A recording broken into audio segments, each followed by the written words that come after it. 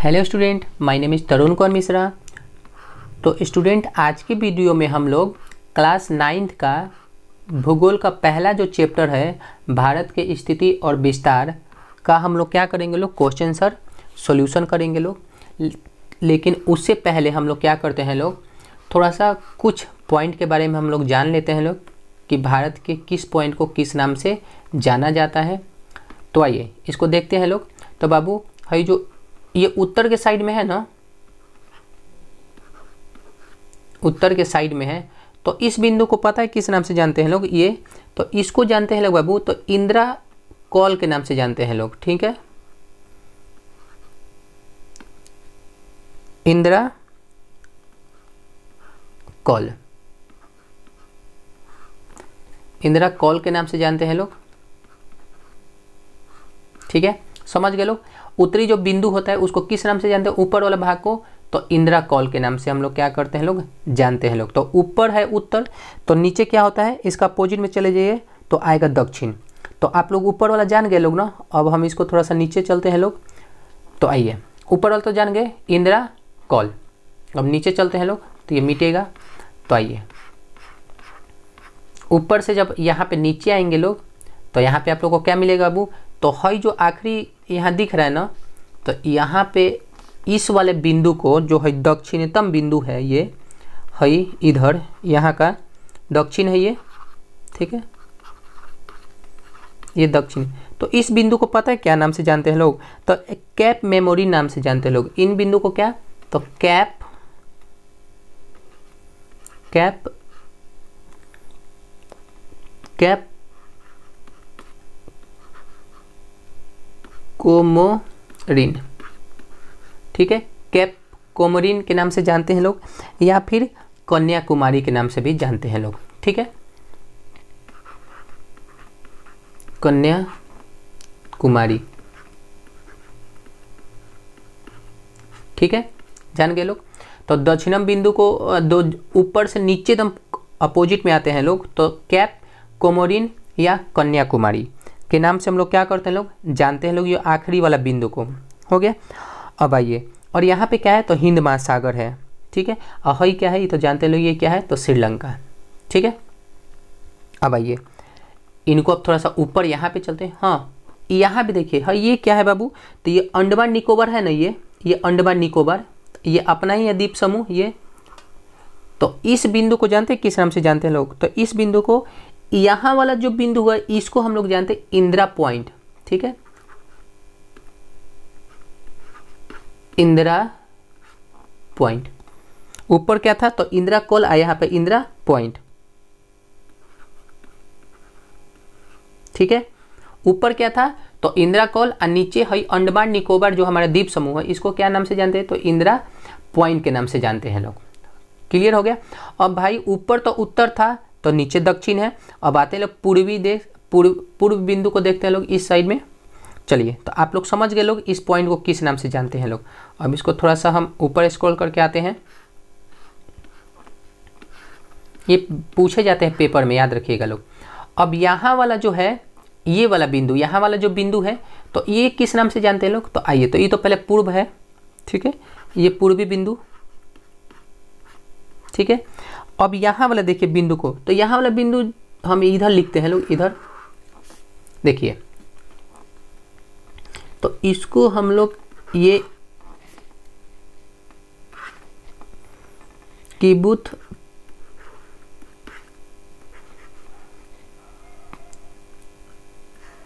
है, ब है, थोड़ा इस पे अच्छा से लिखा ही नहीं पा रहा। हाँ, किबुत या बांगुल नाम से जानते हैं लोग,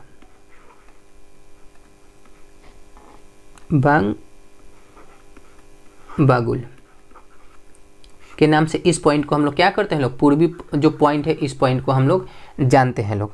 ठीक है, चलिए अब इसको, अब इस साइड में आते हैं लोग। ये वाला पॉइंट तो पश्चिमी पॉइंट है, ये जो पश्चिमी पॉइंट है,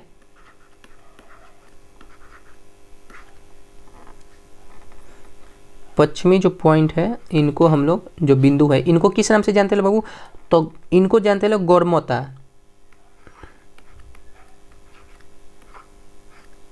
गौरमोता। ठीक है, जान गए लोग। अब देखिए, अब यहाँ पर बाबू है क्या है, तो यहाँ पे अरब सागर, अरब सागर, और वहाँ पे क्या था, तो अंडमान निकोबार, और ये सब पठार होता है, ठीक है। ये सब क्या है, हिमालय का, ये सब क्या है, तो हिमालय पर्वत आता है, ये सब क्या है, तो हिमालय, हिमालय पर्वत है, हिमालय पर्वत, समझ गए लोग। यहाँ पे तो जानते लोग इधर पाकिस्तान अफगानिस्तान होता है, यहाँ जान गए। अब इनको थोड़ा जानते लोग इनका दूरी। तो अगर देखा जाए ना, इनको अगर हम पूर्व से पश्चिम, उत्तर या दक्षिण से हम आए है, ये ईस्ट साइड में थोड़ा सा, यहाँ से लेकर हम यहाँ तक एक लकीर खींच दें, यहाँ तक, बाप रे 1 मिनट, हाँ, तो ये जानते हैं लोग, ये उत्तर से दक्षिण के बीच की दूरी कितना है, तो ये है आप लोग का कितना, तो 3214 किलोमीटर। क्या है, 3214 किलोमीटर, ठीक है, 3214 किलोमीटर। ऊपर से क्या है, यहाँ से एगो लकीर खींचेगा तो ये होता है। उसके बाद क्या है, तो पूर्व से पश्चिम, अगर पूर्व से पश्चिम, अगर यहाँ से एगो ऐसा लकीर खींचा जाए तो ये कितना पड़ता है, तो इनका पड़ जाता है कितना, तो 29-33 किलोमीटर दूरी पड़ जाता है, यहाँ से लेके है, ठीक है, यहाँ तक चले जाइए तो ये पड़ जाता है, इतना दूरी पड़ जाता है। अब समझ गए लोग। अब देखिए, अगर हम देखा जाए तो सबसे लंबा तटीय रेखा गुजरात राज्य की होती है, इतना आप लोग याद रखिएगा। और क्षेत्रफल से दृष्टि से, क्षेत्रफल के अगर दृष्टि से देखा जाए तो हमारा भारत का ना 7th रैंक आता है, 7वां स्थान आता है हमारा, ठीक है, धरती के मामला में। और तो 1 नंबर पे कौन रहता है बाबू, तो 1 नंबर विश्व के सबसे बड़ा तो रूस है ना, 1 नंबर पे आता है, ठीक है। अब इतना तो आप लोग समझ गए, बस इतना समझाना था। अब सीधा हम लोग चलते हैं क्या, तो क्वेश्चन आंसर पे चलते हैं लोग। चलिए,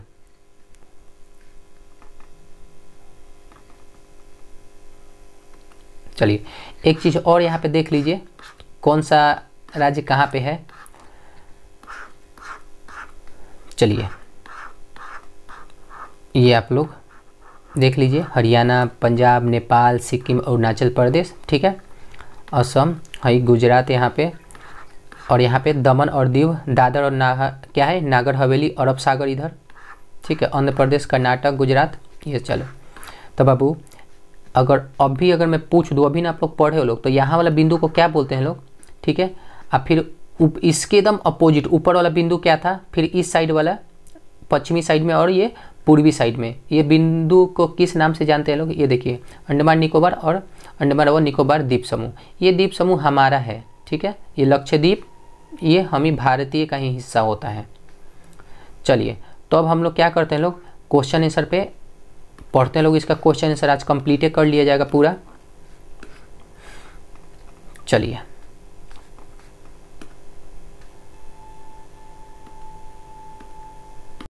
सर देखते हैं लोग, क्या है, अति लघु उत्तरीय प्रश्न, ठीक है। तो पहला क्वेश्चन क्या बोला है, भारत की अधिकतम लंबाई उत्तर से दक्षिण की ओर। अभी आप लोग उत्तर से दक्षिण की ओर अभी पढ़े हैं लोग, कितना था, उत्तर से दक्षिण कहने का मतलब जैसे कि है ऊपर से सीधा नीचे तक का, तो हम लोग पढ़े तो लोग कितना बाबू, तो ये था कितना, तो 32 और 14। लेकिन यही वाला लकीर अगर पश्चिम से पूर्व की ओर जाता था तो इसका लंबाई कितना था बाबू, तो 29-33 किलोमीटर, ठीक है। आइए, 3214 किलोमीटर, समझ गए लोग। तो ये ऊपर ही आप लोग देखे होंगे। चलिए, भारत के किस राज्य में सूर्य उदय सबसे पीछे होता है, तो ये तो गुजरात में होता है, 2 घंटा के अंतराल के अंतर, ठीक है। चलिए, ये सब छोटा छोटा क्वेश्चन है, आप लोग देख के भी। भारत कर्क रेखा भारत के किस भाग से गुजरती है, तो बाबू भारत के देखिए कितने, तो भारत के बीचों बीच कर्क रेखा गुजरती है, किस भाग से, तो भारत के एकदम बीचों बीच क्या होता है, कर्क रेखा गुजरता है, पूर्व से लेकर पूरा पश्चिम तक, ठीक है, इधर से इस तरीके से पूर्व से लेकर पश्चिम तक। आगे क्वेश्चन है कि कौन कौन राज्य से होकर गुजरती है, तो आप लोग वहाँ पे गुजरात हो जाएगा, और भी है राज्य। लघु उत्तरीय प्रश्न देखते हैं लोग, ठीक है, वो खत्म हो गया। अब लघु उत्तरीय प्रश्न क्या बोल रहा है, भारत भारत किस महासागर के शीर्ष पर स्थित है? तो बाबू भारत हिंद महासागर के शीर्ष पर स्थित है। चलिए, क्षेत्रफल की दृष्टि से भारत से सबसे बड़े सभी देशों का नाम। तो बाबू 7 गो देश हैं। तो आइए देखिए, पहला रूस है, ठीक है, पहला क्या है? रूस है, कनाडा है, अमेरिका है, चीन है, ब्राज़ील है और भारत है। हाँ, जनसंख्या में 1 नंबर पे है ये, 2 नंबर पे हम, ठीक है। जनसंख्या पे भारत के किन अक्षांशों और देशांतरों के बीच स्थित है? तो भारत किस अक्षांश और देशांतर रेखाओं के बीच स्थित है बाबू? तो देखिए, आइए, तो उत्तरी गोलार्ध में भारत की मुख्य भूमि। अब देखिए, उत्तरी गोलार्ध आपको समझा दे। उत्तरी गोलार्ध जैसे कि मान लीजिए कि पूरा अगर वर्ल्ड है ना हम लोग का, तो इसको इस टाइप में, तो हमारा भारत यहाँ है उत्तरी पूर्वी गोलार्ध में, ठीक है, यहाँ पर। तो चलिए, अब देखिए, अब ये जो है ना भूमि से इतना है, यहाँ पर है, 0 नहीं है, ठीक है कितना है? तो 8.4 ये यहाँ पर है, नीचे पॉइंट है, ये 804 मत समझिएगा लोग आप लोग, ठीक है।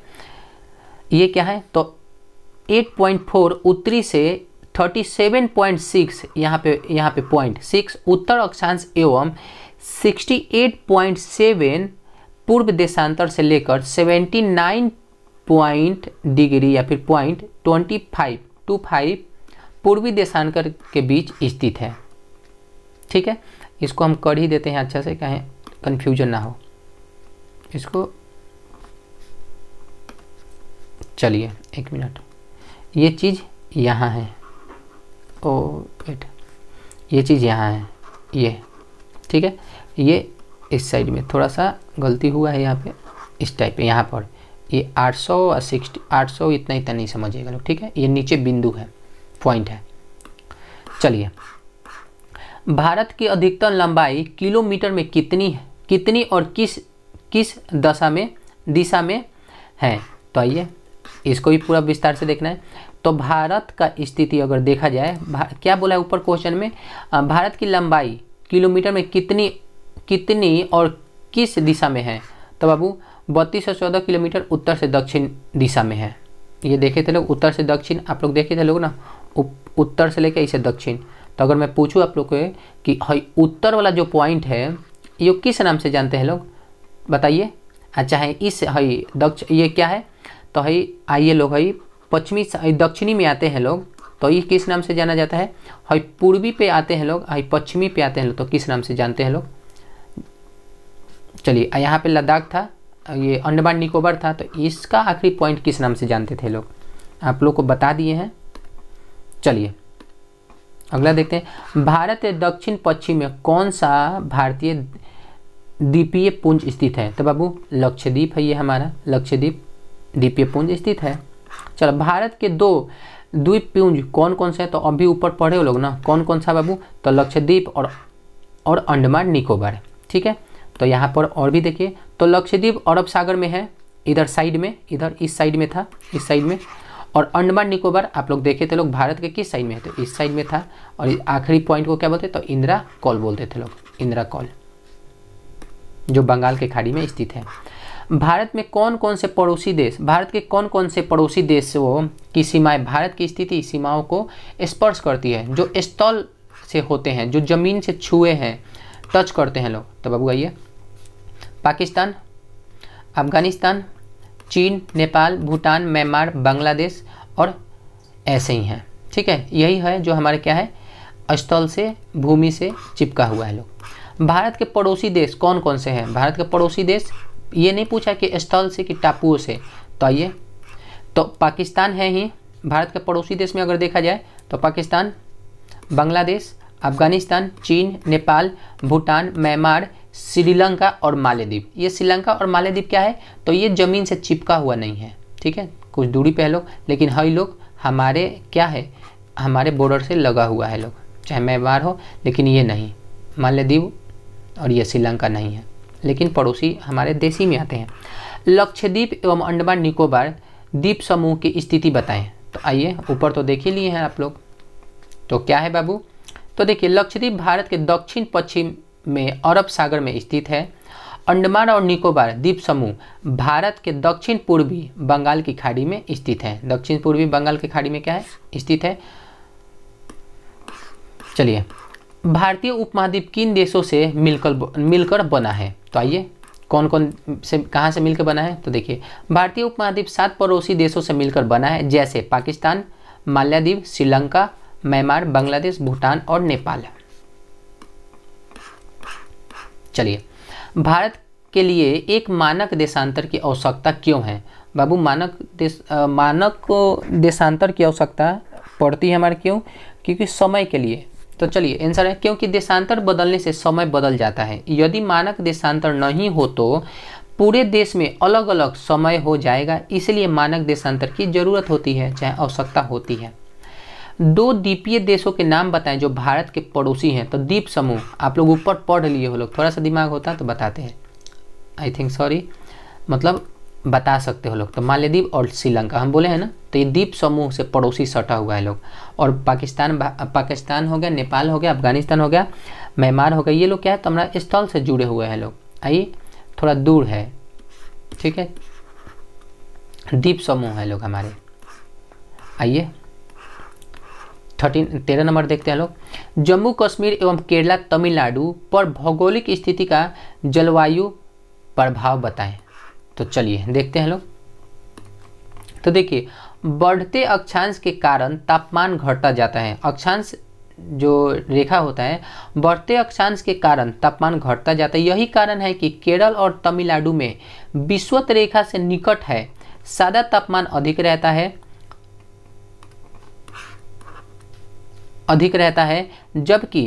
है, जबकि जम्मू कश्मीर जो विषुवत रेखा से काफ़ी दूर है, तापमान बहुत कम रहता है। मतलब कि जो ज़्यादा दूर रहेगा विषुवत रेखा, देखिए विषुवत रेखा से जो पास रहेगा, ठीक है, उन पे क्या होगा, तो तापमान बढ़ा, ज़्यादा गर्मी का सामना करना पड़ेगा। और जो दूर होगा तो तापमान बहुत कम रहेगा, तो मतलब ठंडा का सामना करना पड़ेगा। तो ये सब क्या होता है, जो विषुवत रेखा से दूर होगा उसको क्या होगा, तापमान ज़्यादा कम होगा, मतलब कि ज़्यादा ठंडी झेलेगा, और जो पास में होगा वो गर्मी झेलेगा लोग। चलिए, जिसका प्रभाव वहाँ की, अब ये भी बताइए कि जिसका प्रभाव वहाँ की खेती, खान पान, वेशभूषा, दिनचर्या आदि पर पड़ता है। तो ये तो जाहिर सी बात है कि सीजन के अनुसार ही लोगों का रहन सहन, ठीक है, वातावरण के अनुसार ही लोगों का रहन सहन, खान पान, दिनचर्या होता है। जहाँ गर्मी होगा वहाँ पे लोग ज़्यादा आइसक्रीम खाएगा, ठंडा ठंडा चीज़ खाएगा, जहाँ ठंडा होगा वहाँ पे गर्म चीज़ खाएगा लोग। चलिए, अब आते हैं लोग दीर्घ उत्तरीय प्रश्न पे, देखते हैं लोग। प्राचीन और मध्यकाल में भारत का संबंध संसार के अन्य देशों से रहा है, इस कथन की पुष्टि करिए। आइए, भारत के प्राचीन विश्वविद्यालयों में अध्ययन करने के लिए तिब्बत, चीन, जापान और यूरोपीय देश के विद्वान आया करते थे। यही नहीं, स्थल मार्ग और समुद्री मार्ग से होकर भारत के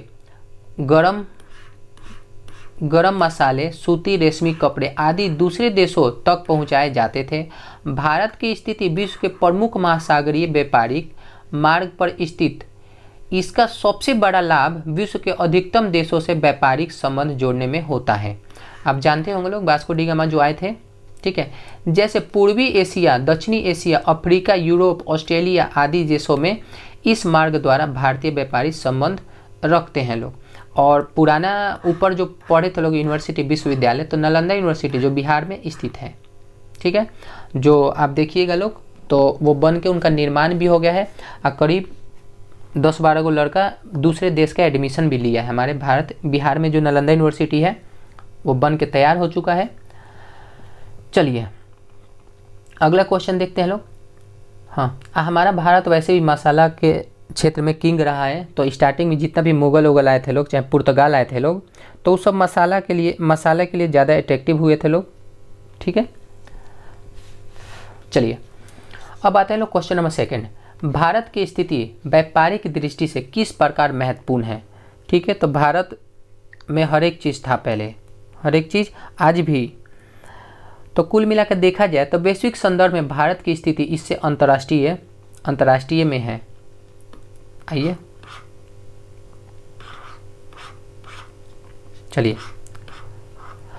चलिए महत्वपूर्ण स्थान प्रदान करता है। इसकी स्थिति विश्व के प्रमुख व्यापारिक मार्ग पर है। पश्चिमी में यूरोप एवं पूर्व में ऑस्ट्रेलिया के मध्य भारत स्थित है। हिंद महासागर देशों में अन्य किसी भी देश को ऐसा स्थिति लाभ प्राप्त नहीं है। ठीक है, मतलब हम लोग क्या है, हम लोग चारों तरफ से अच्छा से क्या करते हैं, दूसरे देशों से संबंध बनाते हैं लोग, जो ऐसे दूसरे के पास इतना वो चीज़ें हैं। अब देखिए 1869 में सुएज नहर खुले जाने से भारत एवं यूरोप के बीच लगभग 7000 किलोमीटर की दूरी कम हो गई। इससे समुद्री जो जहाज केप मार्ग के बजाय अब सुएज नहर से मार्ग होकर जाने लगे। इससे कारण समय और ईंधन दोनों की बचत होती है। भारत के साथ ही साथ इस मार्ग से जाने वाली सभी जहाज़ों को यही लाभ मिलता है। यूरोप के दक्षिणी एशिया ऑस्ट्रेलिया जाने वाले जहाज़ों को भारत होकर आना जाना पड़ता है। ऐसी स्थिति में भारत हिंद महासागर व्यापारिक मार्ग के साथ ही साथ सुएज नहर मार्ग एवं दक्षिणी प्रशांत महासागर मार्ग से भी जुड़ा हुआ है। ठीक है, अब देखिए भारत का विश्व के साथ न केवल समुद्री जलमार्ग के द्वारा संपर्क बना रहा है, बल्कि इसका संपर्क स्थल मार्ग से भी हो रहा है। भारत का पश्चिमी मध्य तथा पूर्वी एवं दक्षिणी पूर्वी एशिया के विभिन्न देशों के साथ संपर्क व्यापारिक दृष्टि से रहा है और आज भी मसाला, मलमल के कपड़े तथा कई अन्य सामान भारत से विभिन्न देशों में भेजे जाते हैं। जैसे में क्या है, तो रेशम मार्ग से निर्यात होता रहा है। आज भी भारत अंतर्राष्ट्रीय व्यापारिक से अपनी स्थिति के कारण विभिन्न देशों को कई सामान निर्यात करता है। ठीक है, तो देखते हैं लोग स्थिति और विकास। तो भौगोलिक दृष्टि से भारत का मुख्य भूभाग 8.4 से लेकर 337 या डिग्री 6 उत्तर अक्षांश तथा 68.7 से या डिग्री 97.25 पूर्व देशांतर तक फैला है। कर्क रेखा 23.5 डिग्री उत्तर अक्षांशीय, अब आइए उत्तर अक्षांशीय इस देश के दो समान भाग में बांट देती है। ठीक है, अब हम लोग को बताए हैं कि क्या होता है बाबू, ये पूर्व से पश्चिमी देश में क्या होता है, इस तरीके से बढ़ जाता है। अब आइए विस्तार पे देखा जाए, विस्तार तो भारत एक विस्तृत देश है। इसके उत्तरी सिरे से 220 उत्तर अक्षांश, 220 नहीं है ये, रुकिए पहले इसको बदले, 220 भुला गया। ठीक है, 22 डिग्री उत्तर अक्षांश तथा पूर्वी पश्चिम विस्तार तक बढ़ाया गया है। चलिए आगे,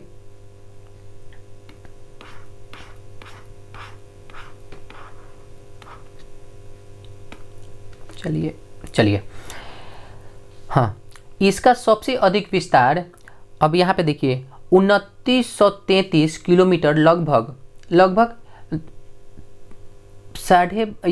22 डिग्री उत्तर अक्षांश पर मिलता है। हई आप लोग को हई देखे थे लोग आप लोग ऊपर। ठीक है, ये क्या है, किलोमीटर में, अच्छा किलोमीटर तो दिया ही है पर मिलता है। अब आइए थोड़ा सा और ऊपर करते हैं। चलिए, समुद्र में स्थलीय भाग का निकला नुकीला भाग जो 3 ओर से समुद्र से घिरा हुआ है अंतरीय कहलाता है। भारत के इसी अंतरिप का नाम कुमारी अंतरिप है। ठीक है, कुमारी अंतरिप्त है। भारत के उत्तरी छोर से इसी छोर की दूरी 314 किलोमीटर है। भारत के मुख्य भूमि की समुद्री तटीय सीमा रेखा 6100 किलोमीटर है, परंतु भारतीय द्वीपों की तटीय सीमा रेखा की लंबाई इसमें जोड़ने पर कुल तटीय सीमा रेखा का 7516.6 किलोमीटर होता है। भारत की स्थल सीमा रेखा 15200 किलोमीटर है। ठीक है, चलिए आगे चलते हैं लोग। क्वेश्चन नंबर 4, चलिए, भारत के देशांतरीय विस्तार का यहाँ के समय पर क्या प्रभाव है बताइए। देशांतर का प्रभाव वही 2 घंटा के आगे पीछे। चलिए देखते हैं लोग। देशांतरीय विस्तार का प्रभाव समय पर पड़ता है। जैसे जैसे पश्चिम से पूरब की ओर बढ़ते जाते हैं, समय बढ़ता जाता है। ठीक है, इसी कारण जहां अरुणाचल प्रदेश में जिस समय सूर्य उदय होता है उसके ठीक 2 घंटे बाद गुजरात में सूर्य उदय होता है। ठीक है, मतलब 2 घंटा बाद वहाँ पे सूर्य उदय होता है। खत्म। क्वेश्चन नंबर 5 पे, भारत की स्थिति पर प्रकाश डालते हुए बताएं कि हिंद महासागर से यह देश किस प्रकार लाभान्वित हुआ है। ठीक है, तो आइए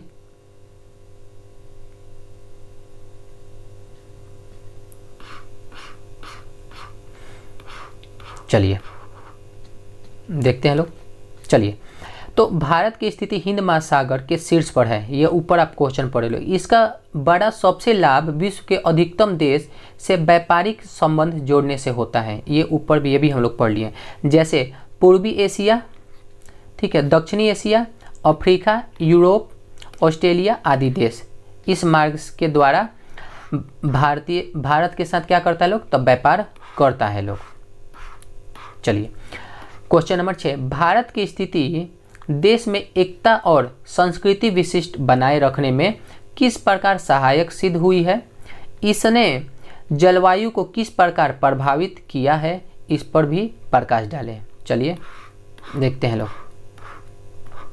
अब देखिए, इनको पहले सुधार दीजिए, बहुत दिक्कत हो, नेक्स्ट टाइम से ऐसा नहीं होगा।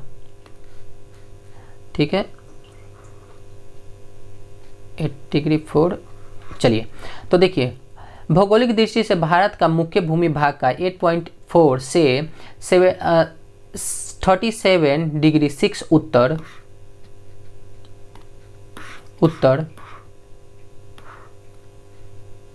उत्तर अक्षांशीय तथा, इनको भी चेंज करना पड़ेगा, अक्षांशीय तथा 68.7 से 97.25 पूर्वी देशांतर तक फैला है। 2004 से पूर्व इसका सबसे दक्षिणी छोर या दक्षिणतम बिंदु 6.4 उत्तरी अक्षांश पर स्थित था, जो अंडमान और निकोबार द्वीप समूह का सबसे दक्षिणी छोर था, और यह 2004 में सुनामी लहरों के चलते जलमग्न हो गया और यह इंदिरा पॉइंट कहलाया था। ठीक है, कहलाता था। यही विषुवत रेखा से लगभग 650 किलोमीटर दूर उत्तर है। भारत का उत्तरी भाग हिमालय पहाड़ और दक्षिणी भाग सागरों से घिरा है। देश का अधिक भाग प्राकृतिक बनावटों से घिरा रहता है। यही प्राकृतिक बनावट देशी एकता और संस्कृति विशेषता की पहचान कराता है। इसकी जलवायु अलग अलग क्षेत्रों में अनेक प्रकार की है। लद्दाख के क्षेत्रों में ठंडक है, जहां न्यूनतम तापमान, अब देखिए यहाँ पे न्यूनतम तापमान 45 डिग्री, ठीक है, 45 डिग्री तक पहुंच जाता है, जबकि राजस्थान में ये अधिकतम तापमान 50 से 55 डिग्री सेल्सियस क्या होता है, चला जाता है। ठीक है, 50 से 55 डिग्री सेल्सियस तक पहुंच जाता है। तमिलनाडु में शीतकाल में अधिक वर्षा होती है। ग्रीष्म ऋतु में मेघालय और औसत वर्षा 300 सेंटीमीटर से भी अधिक होती है। राजस्थान और कश्मीर का लेह अत्यंत वर्षा का क्षेत्र है। उत्तर भारत में ग्रीष्म ऋतु में लू चलती है। दक्षिण भारत में ऐसा नहीं होता है। उत्तर का मैदानी भाग बहुत उपजाऊ है, वहीं दक्षिणी का पठार कम उपजाऊ है। इस तरह भारत अपने प्राकृतिक स्थिति से जलवायु को भी प्रभावित किया है। अब ये क्वेश्चन खत्म होता है। ये आप यहाँ पर पूरा क्या किए,